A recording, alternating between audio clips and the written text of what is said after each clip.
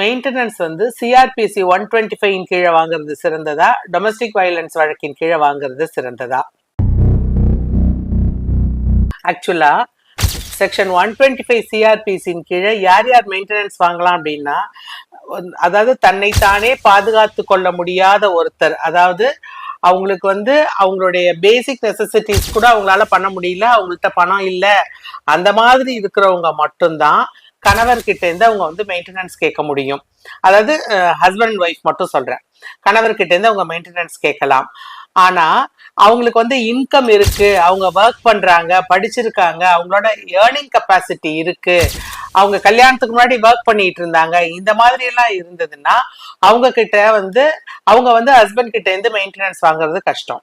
ஆனா domestic violence actin கீழே அவங்க வீட்டுல அவங்க வந்து நிறைய கஷ்டப்பட்டிருப்பாங்க, டொமஸ்டிக் வயலன்ஸ் அனுபவிச்சிருப்பாங்க, அவங்களுக்கு நடந்த ஒரு கொடுமைகளுக்கு பரிகாரமா அவங்க வந்து டொமஸ்டிக் வயலன்ஸ் ஆக்டின் கீழே காம்பன்சேஷன் கேட்டு ஒரு லம்சம் அமௌண்ட் வாங்கிக்கலாம். இந்த லம்சம் அமௌண்ட் மட்டும் இல்லாம அவங்க டொமஸ்டிக் வயலன்ஸ் ஆக்டின் கீழே மெயின்டெனன்ஸும் கேட்கலாம். அதாவது செக்ஷன் 125 சிஆர்பிசியின் கீழே அவங்கள பாதுகாத்து கொள்ள முடியாம இருந்தா அவங்க வந்து தாராளமா மெயின்டெனன்ஸ் கேட்கலாம். டொமஸ்டிக் வயலன்ஸ் ஆக்டின் கீழே அவங்க வந்து காம்பன்சேஷனும் கேட்கலாம், மெயின்டெனன்ஸும் கேட்கலாம். Dear law students and padding advocates, நான் ரேணுகா திருவேங்கடம் வழக்கறிஞர். உங்களுக்கு இந்த வீடியோல ஏதாவது சந்தேகம் இருந்ததுன்னா நீங்கள் என்னை என் தொலைபேசியில் தொடர்பு கொண்டு கேளுங்கள்.